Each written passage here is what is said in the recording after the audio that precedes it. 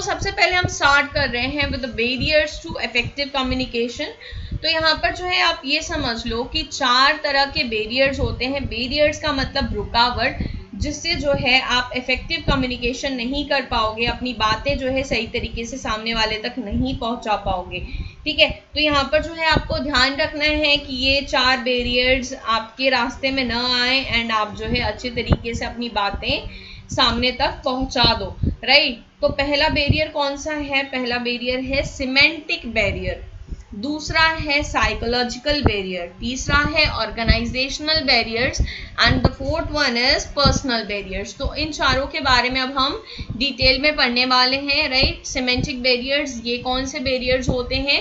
ये जो है जनरली जो आप एनकोडिंग और डिकोडिंग करते हो, ठीक है, मतलब कि आप जो है अपने वर्ड्स को कोई अपने आइडियाज को कोई वर्ड का फॉर्म या फिर कोई भी एक शेप जो देते हो, एनकोड करते हो, जो आप अपने मैसेजेस को, ठीक है, अपनी सोच को किसी वर्ड्स में लिखते हो या फिर जो है उनको कोई एक लैंग्वेज प्रोवाइड करते हो, इसको हम एनकोडिंग बोलते हैं। एंड सामने वाला जो है उसको जब डिकोड करता है, अगर इसमें कोई भी डिफिकल्टी आ रही है या फिर कोई भी हिंड्रेंस आ रहा है, कोई भी रुकावटें आ रही हैं, तो हम इन बैरियर्स को क्या बोलते हैं? सिमेंटिक बैरियर्स बोलते हैं। जनरली जो लैंग्वेज इश्यूज होते हैं या फिर जो लॉजिक इश्यूज होते हैं, ठीक है, सेंटेंसेस के मीनिंग को समझने से रिगार्डिंग जो इश्यूज होते हैं, वो सारे आपके सिमेंटिक बैरियर्स में आते हैं। पहला जो इसमें आपका टाइप ऑफ सिमेंटिक बैरियर है वो है बैडली एक्सप्रेस्ड मैसेज। ठीक है, तो यहाँ पर होता क्या है बैडली एक्सप्रेस्ड मैसेज में? अगर जो है आपने इनएफिशिएंट वोकैबुलरी है आपके पास कि कौन सा वर्ड कब यूज करना है, कौन सा वर्ड यहाँ पे आएगा, कौन सा नहीं आना चाहिए, या फिर कोई एक वर्ड यूज करने की जगह आपने कोई दूसरा वर्ड यूज कर लिया, तो आपको दिक्कत आएगी। तो ऐसा जो है आपको नहीं करना है। आपको क्या करना है? आपको एडिक्वेट वोकैबुलरी आपके पास होनी चाहिए कि कौन सा वर्ड कब यूज करना है, किस सिचुएशन में कौन सा वर्ड सूटेबल होगा। ठीक है, एंड आपको गलत वर्ड्स जो है यूज नहीं करने हैं, या फिर अगर जैसे कुछ सेंटेंसेस में कुछ वर्ड्स बहुत ज़रूरी होते हैं, अगर जो है वो आपने ओमिट कर दिया किसी सेंटेंस में से, तो भी जो है दिक्कत आएगी। तो यहाँ पर जो है आपको ये समझना है कि जो भी चीज़ें आप एक्सप्रेस कर रहे हो वो अच्छे तरीके से आप बताओ, आप जो है कंप्लीट इंफॉर्मेशन दो। अगर जो है आप जैसे कोई भी एक सेंटेंस होता है ना, उसमें कॉमा अगर इधर का उधर लग गया तो सेंटेंस की मीनिंग चेंज हो जाती है। जैसे मैंने बोला रुको मत जाओ, ठीक है, मीन्स क्या? आपको रुकना है, जाना नहीं है। ठीक है, अब मैंने बोला रुको मत जाओ, तो ये क्या हो गया? आपको रुकना नहीं है, आपको जाना, मीन्स कॉमा इधर का उधर हो गया तो मीनिंग चेंज हो गया। अगर यही चीज आपने यहाँ पर गलत कर दी, आपने मैसेज जो है अपना गलत एक्सप्रेस कर दिया, तो मतलब उसका चेंज हो जाएगा एंड जो आपका पर्पस है वो फुलफिल नहीं हो पाएगा। नेक्स्ट हम बात करते हैं सिंबल्स विद डिफरेंट मीनिंग्स। तो ऐसे कुछ वर्ड्स होते हैं, ऐसे कुछ सिंबल्स होते हैं जिनकी मीनिंग अलग अलग होती है। जैसे कि मान लो मैंने बोला टेप, ठीक है, तो कौन सा टेप? सेलो टेप, या फिर जो जिसमें हम गाना सुनते हैं वो टेप, या फिर कैसेट को भी आप टेप बोलते हो, राइट, तो या फिर जो मेजरमेंट वाला टेप आता है वो टेप। तो कौन सा टेप? मैंने बोला पीस, कौन सा पीस? टुकड़े वाला पीस, शांति वाला पीस, ठीक है, मटर के दाने वाला पीस, कौन सा पीस? तो ऐसे कुछ वर्ड्स होते हैं जिनकी अलग अलग मीनिंग्स होती हैं एंड उसको मिस इंटरप्रेट किया जा सकता है। अब यहाँ पर जो है मैं एक एग्जाम्पल आपको कोट करने जा रही हूँ। जैसे मैंने बोला are you workman, tell me about your functions. ठीक है, तो ये फंक्शंस का मतलब क्या है यहाँ पर? तो यहाँ पर जो है बंदा पूछना चाह रहा है कि आप जो है आप क्या क्या फर्दर काम करने वाले हो अपने ऑर्गेनाइजेशन में, आप फर्दर जो है आपका आगे का प्रोग्राम क्या है, आप आगे क्या क्या काम करने वाले हो। अब बंदे को समझ में आ रहा है कि मेरी तो शादी होने वाली है एंड जो हमारे बॉस हैं ये जो है मेरी शादी के फंक्शन के बारे में पूछ रहे हैं। फंक्शन मतलब कि यहाँ पे क्लियर नहीं हुआ ना, फंक्शन कौन सा फंक्शन, तो यहाँ पर जो है कंफ्यूजन हो सकती है। नेक्स्ट हम बात कर रहे हैं फॉल्टी ट्रांसलेशन की। ठीक है, अब जैसे कि बहुत बार होता क्या है कि मान लो कि मुझे इंग्लिश नहीं आती, आपको हिंदी नहीं आती, तो मैं अगर इंग्लिश में मतलब कि अगर मैं अपनी लैंग्वेज में कुछ बोल रही हूँ वो आपको समझ में नहीं आएगा, एंड आप जो समझना चाहते हो वो मैं आपको समझा नहीं पाऊंगी। तो बीच में हमें एक ट्रांसलेटर रखना पड़ेगा। सपोज मैं हिंदी में बोल रही हूँ कुछ भी, ठीक है, वो ट्रांसलेटर क्या करेगा, मेरे सारे हिंदी के सेंटेंसेस को आपको इंग्लिश में ट्रांसलेट करके बताएगा, राइट। एंड जो आपके डाउट्स होंगे जो आपने मुझसे इंग्लिश में पूछा उसको ट्रांसलेट करके वो ट्रांसलेटर मुझे हिंदी में बताएंगे। तो अगर वो ट्रांसलेटर प्रोफिशिएंट नहीं हुए, वो सही से मेरी बात ट्रांसलेट करके आपको नहीं समझा पाए, या फिर जो है आपकी बात मुझे सही से नहीं समझा पाए, तो यहाँ पर इशू आएगा, राइट। तो आपने जो है मूवी देखी होगी हाफ गर्लफ्रेंड, तो वहां पर जब माधव को स्पीच देनी होती है, देन वो जो है पूरा इंग्लिश में स्पीच प्रिपेयर करते हैं, इंग्लिश में जो है पूरा कोशिश करते हैं बोलने की, क्योंकि अगर वो वहां पर उन्होंने क्या कहा था, ही सेड कि अगर मैं कोई ट्रांसलेटर रखूंगा तो मैं अपनी फीलिंग्स जो है सामने वाले को समझा नहीं पाऊंगा। तो इसी तरीके से कोई अगर फॉल्टी ट्रांसलेटर आ गए और वो उतने प्रोफिशिएंट नहीं है, वो उतने अच्छे से ट्रांसलेट नहीं कर पा रहे हैं, तो हमारे बीच में मिसकम्युनिकेशन हो सकती है। नेक्स्ट हम बात करें अनक्लैरिफाइड अजम्पशंस की। तो यहाँ पर जो है अनक्लैरिफाइड अजम्पशंस की, कोई एक चीज बोली गई और रिसीवर ने उसको कुछ और ही समझ लिया। मैंने कुछ बोला आपको एंड उसकी ढेर सारी मीनिंग्स हो सकती थी, सामने वाले ने उसमें से कोई एक मीनिंग समझ के कुछ और ही इंटरप्रेट कर लिया। अब जैसे मान लो कि मैं एक एग्जांपल दे रही हूँ, बॉस ने कहा he should submit it in the morning, ठीक है। तो बॉस का ये क्या मतलब था, सबमिट रिपोर्ट टुमारो पॉजिटिवली, ठीक है। तो यहाँ पर बॉस ने बोला submit the report tomorrow positively, उनके दिमाग में ये चल रहा है कि अच्छा तो ये जो है हमें आकर के मॉर्निंग में रिपोर्ट सबमिट कर देगा। अब जो बंदा है जिसको ये रिपोर्ट सबमिट करने के लिए बोला गया, उसको तो ये पता ही नहीं है कि कल जो है सुबह जमा करना है, दोपहर में जमा करना है कि शाम में जमा करना है। कल मतलब मैं कल की डेट में कर दूंगा, चलो मैं शाम तक कर दूंगा। तो यहाँ पर जो है एक थोड़ा सा क्लैश आ जाएगा। बॉस चाहते हैं, उन्होंने मन ही मन सोच लिया कि अच्छा मॉर्निंग तक रिपोर्ट आ जाएगी, एंड सबऑर्डिनेट ने ये सोच लिया कि चलो मैं शाम तक भी रिपोर्ट सबमिट करूंगा तो चल जाएगा। तो यहाँ पर जो है ये अनक्लैरिफाइड था कि आपको कल रिपोर्ट सबमिट करनी है तो किस समय रिपोर्ट सबमिट करनी है। अब जैसे एक और एग्जांपल लेते हैं, टेक केयर ऑफ गुड्स, ठीक है। तो टेक केयर ऑफ गुड्स का मतलब क्या है, दो चीजें हो सकती हैं कि या तो गुड्स का ध्यान रखो या फिर जो है उनकी क्वालिटी से रिलेटेड हो सकता है कि अच्छी क्वालिटी का गुड्स बनाओ।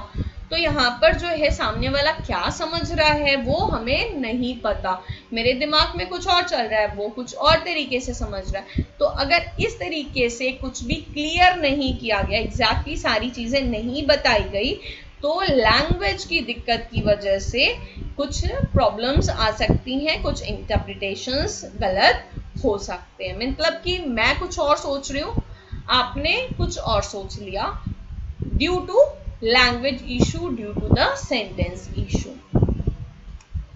Next is technical jargon.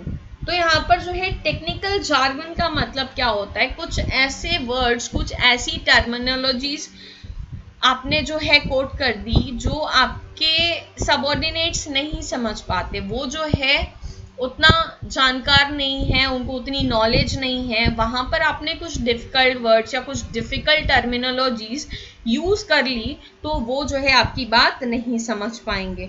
अब जैसे कि एक एग्जांपल आप देखो, calculation of EBITDA will become easy, ठीक है। बॉस ने बोला EBITDA। अब जो है कुछ कलीग्स के दिमाग में, कुछ जो है आपके सबऑर्डिनेट्स के दिमाग में ये चल रहा है कि EBITDA है क्या, पहले ये तो बताओ, एंड हिचक के मारे वो पूछ नहीं पा रहे हैं। तो इस तरीके से जो है कुछ टेक्निकल वर्ड्स, कुछ टेक्निकल टर्मिनोलॉजीज अगर आप यूज कर रहे हो एंड सामने वाला उसको नहीं समझ पा रहा है तो भी आपका कम्युनिकेशन फेल हो जाएगा। नेक्स्ट हम बात कर रहे हैं body language and gesture decoding की। तो यहाँ पर जो है आप बोल कुछ हो रहे हो एंड आपका एक्सप्रेशन कुछ और कह रहा है। अब जो है मैं गुस्सा कर रही हूँ, बहुत तेज से गुस्सा कर रही हूँ, ठीक है, एंड मैं स्माइल कर रही हूँ साथ में, तो आप जो है उसको बहुत ही लाइटली ले लोगे, राइट, कि मेरी बॉडी लैंग्वेज कुछ और कह रही है, मैं स्माइल कर रही हूँ एंड साथ में मैं गुस्सा भी कर रही हूँ, आपको डांट भी रही हूँ। तो यहाँ पर क्या है कि मेरी बॉडी लैंग्वेज अलग है, मेरा जेस्चर अलग है, मैं जो बोल रही हूँ वो अलग है, मेरा फेस एक्सप्रेशन कुछ और कह रहा है, तो ऐसे में इश्यूज तो आएंगे ही आएंगे। तो यहाँ पर जो है manager is talking to his subordinate about motivation but his body language is not matching his words. motivation की बात कर रहा है manager, right? manager अगर motivation की बात कर रहे हैं तो means he should have a pleasant, a calm, ठीक है, मतलब कि बिल्कुल टेंशन फ्री वैसा जो है फेस एक्सप्रेशन होना चाहिए। But manager is looking very tensed and he is trying to motivate others. तो क्या यहाँ पर आप मोटिवेटेड फील करोगे? नहीं करोगे, लगेगा कि बॉस जो है ताना मार रहे हैं। तो यहाँ पर ये जरूरी है कि आपकी बॉडी लैंग्वेज एंड आपका जेस्चर जो है वो मैच करे। क्लियर है? These were the semantic barriers. Now moving on to psychological barriers. तो आप जो है साइकोलॉजिकल बैरियर्स का मतलब पहले समझ लो कि ये जो है उस सिचुएशन में एग्जिस्ट करता है जहां पर इमोशंस की वजह से या फिर साइकोलॉजिकल फैक्टर्स की वजह से कम्युनिकेशन का स्मूथ फ्लो नहीं हो पा रहा है। अब जैसे कि एग्जाम्पल यहाँ पर मैंने कोट किया है कि अगर एक एंग्री पर्सन है, ठीक है, वो प्रॉपरली कम्युनिकेट नहीं कर पाएगा। गुस्से में तो हमारा दिमाग वैसे भी खराब हो जाता है ना, तो हम प्रॉपरली कम्युनिकेट नहीं कर पाएंगे, ना ही सामने वाला क्या बोल रहा है गुस्से में मुझे कुछ समझ में आएगा। तो यहाँ पर जो है इस तरीके के कुछ बैरियर जहाँ पे आपका माइंड काम नहीं कर रहा है, आप किसी इमोशनल स्ट्रेस में हो, ठीक है, उस समय जो है आपसे हो सकता है कि आप जो है कुछ और समझ लो या फिर आप प्रॉपरली कम्युनिकेट ना कर पाओ। तो ऐसे जो बैरियर्स होते हैं उनको हम क्या बोलते हैं? साइकोलॉजिकल बैरियर्स बोलते हैं। इसमें जो है कुछ पॉइंट्स हैं आपके। पहला है प्रीमैच्योर इवैल्यूएशन। प्रीमैच्योर, अभी जो है वो मैच्योर हुआ ही नहीं था, मतलब कि पूरी बात बोली ही नहीं गई थी, मैंने आधा बोला कि उसने पूरा समझ लिया, ऐसी वाली सिचुएशन। मैंने जो है अभी कुछ चीजें मैं बोलना ही शुरू की थी, मेरे एक दो वर्ड से ही आप कुछ और एज्यूम कर ले रहे हो, ठीक है, तो इसको हम बोलते हैं प्रीमैच्योर इवैल्यूएशन। अब एक एग्जाम्पल देख लो प्रीमैच्योर इवैल्यूएशन का कि ma'am please listen to my new promotional plan. ठीक है, एक बंदा बोलता है अपने बॉस से कि मैम प्लीज आप जो है मेरा जो है नया प्रमोशनल प्लान सुन लीजिए। बिना सुने ही मैम ने ये दिमाग लगा लिया कि इसको जो है मार्केटिंग के बारे में कुछ नहीं आता एंड वो वहां से चली गई। ठीक है, तो ये क्या हुआ? प्रीमैच्योर। अभी तो मैंने कुछ बोला ही नहीं था, मैंने बोलना ही शुरू किया था कि आप पूरा समझ लिए। This is premature evaluation. दूसरी हम बात करते हैं लैक ऑफ अटेंशन की। ठीक है, लैक ऑफ अटेंशन की मतलब कि यहाँ पर मेरा दिमाग पहले से ही कहीं और है, मैं कुछ और सोच रही हूँ, मैं कुछ और ही चीज़ों में खोई हुई हूँ एंड आप जो है बहुत इंपॉर्टेंट बात मुझसे डिस्कस कर रहे हो, मेरा दिमाग पहले ही कहीं और चल रहा है, तो उस केस में कुछ भी समझ में नहीं आने वाला। जैसे मान लो कि आप ये वीडियो सुन रहे हो, ठीक है, तो वीडियो सुनते समय जो है आप पहले ही कुछ और सोच रहे हो कि ये नहीं आएगा एग्जाम में, इसको क्या करेंगे पढ़ के, क्या करेंगे सुन करके, तो यहाँ पर जो है आपका टेंशन यहाँ है ही नहीं। या फिर जो है आप जो है आपका जो है घर पे किसी से झगड़ा हो गया, आपके दिमाग में वही झगड़ा चल रहा है, तो आप ये वीडियो भी साथ में देख रहे हो, तो आपको कुछ भी समझ में नहीं आएगा। तो यहाँ पर हम बात करें लैक ऑफ अटेंशन, मतलब कि आप पहले से ही किसी और काम में घिरे हुए हो, परेशान हो, तो आप जो है दूसरी बात कहाँ से सुन पाओगे? आप पूरी अटेंशन के साथ जो है वो चीजें ग्रास्प कर ही नहीं पाओगे। नेक्स्ट हम बात कर रहे हैं लॉस बाय पुअर रिटेंशन। तो होता क्या है ना कि हमारी याददाश्त बहुत कमज़ोर होती है, हम जो है बहुत सी चीज़ें रिटेन नहीं कर पाते, बहुत लंबे समय तक हमें याद नहीं रहती। तो यहाँ पर यही चीज़ है लॉस बाय पुअर रिटेंशन। आपको मैंने कुछ बोला एंड आप जो है उसको भूल गए, आपने फर्दर बोला ही नहीं। मैंने जो है आपको बोला कि आप अपने सबऑर्डिनेट से ये काम करवा लेना, आपने मेरी बात तो सुनी, वहां पे बोल दिया ठीक है, एंड आप अपने सबऑर्डिनेट को बोलना ही भूल गए, आपको ध्यान ही नहीं था, ठीक है। तो इसको हम बोलते हैं लॉस बाय पुअर अटेंशन। तो ये भी एक तरीके का बैरियर होता है। और लास्ट पॉइंट है इसका डिस्ट्रस्ट। तो यहाँ पर जो है बहुत बार क्या होता है कि दो लोग एक दूसरे को ट्रस्ट नहीं करते, हमेशा लगता है कि अगर ये बोल रहा है तो झूठ ही बोल रहा होगा। तो ऐसी सिचुएशन में भी अगर कोई इंपॉर्टेंट बात है वो सच भी बोल रहा है तो झूठ ही माना जाएगा, एंड हो सकता है कि यहाँ पे भी कम्युनिकेशन आपका लैक कर जाए।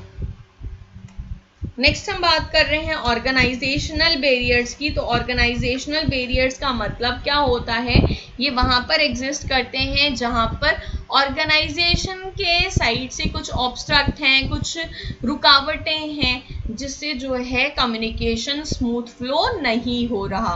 पहला पॉइंट है ऑर्गेनाइजेशनल पॉलिसीज। जैसे कुछ कुछ पॉलिसीज ऑर्गेनाइजेशंस फ्रेम कर देते हैं एंड उन पॉलिसीज को आपको फॉलो करना ही करना है, आप आउट ऑफ द वे जाकर के काम नहीं कर सकते, ठीक है। एंड कुछ काम बहुत ही अर्जेंट है लेकिन आपके यहाँ की जो है पॉलिसी वो परमिट नहीं करती कि आपको वो काम करना चाहिए, तो उस केस में जो है आपका कम्युनिकेशन लैक करेगा। एक एग्जाम्पल देख लो, यहाँ पर जो है एक सबऑर्डिनेट जो है अपने बॉस से बोलते हैं sir have a suggestion to increase customer service. तो यहाँ पर जो है जो आपके सुपीरियर हैं वो बोल रहे हैं only the top management takes all such decisions. तो यहाँ पर जो है पॉलिसी ही नहीं है कि हम ये बात हम जो है यहाँ पर कुछ भी कर पाए, ये जो है टॉप मैनेजमेंट का ही काम है, वो ही देखेंगे, ठीक है। नेक्स्ट है आपका रूल्स एंड रेगुलेशंस। तो यहाँ पर जो है कंपनी ने कुछ रूल्स एंड रेगुलेशंस बना दिए हैं, आप जो है उसको फॉरगिव नहीं कर सकते, आप जो है वहाँ पे उसको किसी भी तरीके से तोड़ नहीं सकते, उस रूल्स को आपको फॉलो करना ही करना है, ठीक है। अब जैसे कि बोल दिया, ऑर्गेनाइजेशन ने बोल दिया कि यहाँ का ये रूल है कि कोई भी वर्कर ऑफिस प्रेमाइसेस के अंदर नहीं आएगा। वर्कर का अगर कोई बहुत ही ज्यादा रूल मतलब जरूरी भी है तो भी वो एंटर नहीं कर सकता, क्योंकि रूल है that you will not enter in the premises, ठीक है। तो कुछ ऐसे रेस्ट्रिक्शंस होते हैं जो रूल्स एंड रेगुलेशंस के रिगार्डिंग बनाए गए हैं। नेक्स्ट है स्टेटस डिफरेंस। तो यहाँ पर जो है सुपीरियर एंड सबऑर्डिनेट दोनों के स्टेटस में डिफरेंस होता है, दोनों के रैंक में डिफरेंस होता है। तो बहुत बार जो है सुपीरियर अपने ईगो पे बात ले सकते हैं एंड वो फ्रीली जो है अपने सबऑर्डिनेट को कोई बात कम्युनिकेट न करें, या सबऑर्डिनेट जो है डर के मारे अपने सुपीरियर से कोई बात ना बता पाए। तो ये स्टेटस डिफरेंस की वजह से भी आपका कम्युनिकेशन में इशू आता है। नेक्स्ट है कॉम्प्लेक्स ऑर्गेनाइजेशन। तो मतलब कि अलग अलग ढेर सारे अगर मैनेजीरियल लेवल्स हैं तो बातें जो हैं पहुंचते पहुंचते क्या की क्या बन जाएंगी पता नहीं। अगर बहुत ज़्यादा कॉम्प्लेक्स है, यहाँ पर बहुत ज़्यादा जो है अगर आपका ऑर्गेनाइजेशन कॉम्प्लेक्स है, बहुत ढेर सारे लेवल्स हैं उसमें, तो एक तो इन्फॉर्मेशन बहुत डिलेड हो जाएंगी एंड पहुंचते पहुंचते क्या की क्या बात रह जाएगी वो भी नहीं पता। And the last one is organisational facilities. तो अगर जो है कुछ नेसेसरी फैसिलिटीज जो चाहिए होती हैं like stationery, telephone, grievance cell, अगर ऐसी कुछ फैसिलिटीज ऑर्गेनाइजेशन में नहीं है तो भी प्रॉपर कम्युनिकेशन नहीं होगा। तो यहाँ पर जो है ये सारी थी आपकी organisational facilities. And the last one is personal barriers. ये कहाँ पे एग्जिस्ट करते हैं? ये वहां पे एग्जिस्ट करते हैं जहां पर कुछ सेंडर और रिसीवर के पर्सनल फैक्टर्स रहते हैं एंड वो पर्सनल फैक्टर्स इन्फ्लुएंस करें। मतलब कि सेंडर का कुछ पर्सनल मैटर होगा, रिसीवर का कुछ पर्सनल मैटर होगा, वहां पर जो है उसकी वजह से दिक्कत आ जाए। पहला पॉइंट है इसमें लैक ऑफ कॉन्फिडेंस। तो लैक ऑफ कॉन्फिडेंस का मतलब जो है सुपीरियर अपने सबऑर्डिनेट पे विश्वास ही नहीं करता एंड उसको ये लगता ही नहीं, सुपीरियर्स को ये लगता ही नहीं है कि उनके सबऑर्डिनेट जो है सही से काम कर सकते हैं या सबऑर्डिनेट जो है इतने काबिल हैं कि वो ये काम कर पाएंगे। तो बॉस का जो है अपने सबऑर्डिनेट पे कॉन्फिडेंस ही नहीं है कि वो अच्छे से कर पाएंगे। यहाँ ये एक तरीके से कम्युनिकेशन बैरियर है आपका। दूसरा क्या है, लैक ऑफ इंसेंटिव्स। तो अगर जो है सबऑर्डिनेट ने कुछ सजेशन दिया एंड बॉस ने जो है उसका क्रेडिट खुद खा लिया या फिर जो है सबऑर्डिनेट को कुछ भी इंसेंटिव नहीं दिया, तो फिर जो है सबऑर्डिनेट नेक्स्ट टाइम से वो अपने सजेशंस नहीं देंगे। नेक्स्ट पॉइंट है फियर ऑफ अथॉरिटी। तो यहाँ पर जो है अपने सुपीरियर से डर के, ठीक है, अपनी कुछ कमियों को छुपा लेना। अगर कुछ इंपॉर्टेंट बात है वो आपको अपने सुपीरियर को बतानी है, बट स्टिल आपको सुपीरियर से अपने डर लग रहा है एंड आपने जो है अपनी उस वीकनेस को डर के मारे छुपा लिया, तो भी कम्युनिकेशन आपका फेल हो जाएगा। And the last one is unwillingness to communicate. तो यहाँ पर जो है बहुत बार क्या होता है, सबऑर्डिनेट्स बोलना ही नहीं चाहते किसी कंसर्न मैटर पे, क्योंकि अगर वो बोलेंगे तो हो सकता है कि उनका कोई इंटरेस्ट जो है वो अफेक्टेड हो जाए। ठीक है, इसको जो है हम एक एग्जाम्पल के थ्रू समझते हैं। अब जैसे मान लो कि बॉस ने पूछा how can we complete the order on time. ठीक है, तो यहाँ पर सबऑर्डिनेट जो है वो ये सोचेंगे कि अगर मैंने सजेस्ट कर दिया कि ओवर टाइम करके काम कंप्लीट हो सकता है तो मेरा जो मूवी का प्लान है वो कैंसिल हो जाएगा। तो यहाँ पर जो है सबऑर्डिनेट का इंटरेस्ट क्या था, मूवी उसको देखने जाना था, जिसकी वजह से उसने बॉस को बोला ही नहीं कि हम जो है ओवर टाइम करके टाइम पर ऑर्डर कंप्लीट कर सकते हैं। ठीक है, तो ये क्या है, अनविलिंगनेस टू कम्युनिकेट, जहां पर जो है हम नहीं कम्युनिकेट करना चाह रहे हैं, हम खुद ही नहीं बताना चाह रहे हैं, कुछ भी सजेशन हम खुद ही नहीं देना चाह रहे हैं। क्लियर हो गए, ये सारे थे आपके बैरियर्स टू इफेक्टिव कम्युनिकेशन। अब हम बात करते हैं कि कैसे हम अपने कम्युनिकेशन की इफेक्टिवनेस को इम्प्रूव कर सकते हैं, या फिर इसको हम बोलते हैं measures to overcome barriers to effective communication. तो यहाँ पर जो है पहला पॉइंट देखो, clarify the idea before communication. तो सीधी सी बात है, आप जो बोलना चाह रहे हो उसको पहले एकदम क्लियर कर लो कि मुझे जो है यही चीज बोलनी है, यही चीज कम्युनिकेट करनी है।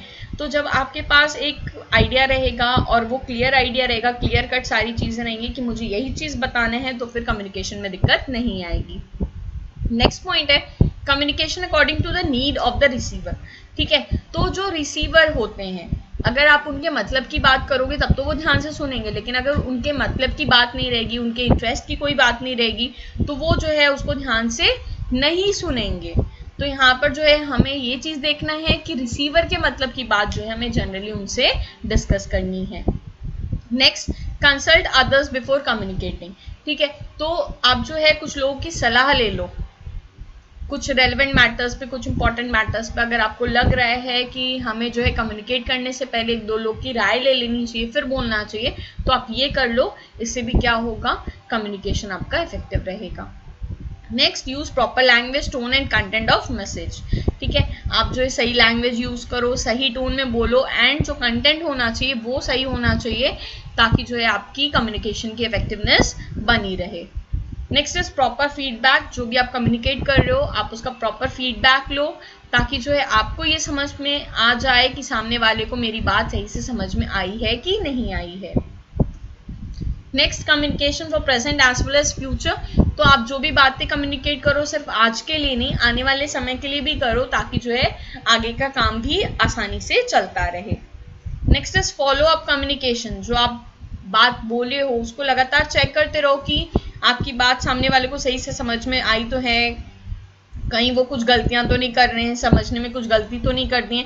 आपको प्रॉपर फीडबैक लेते, फॉलो अप करते रहना है।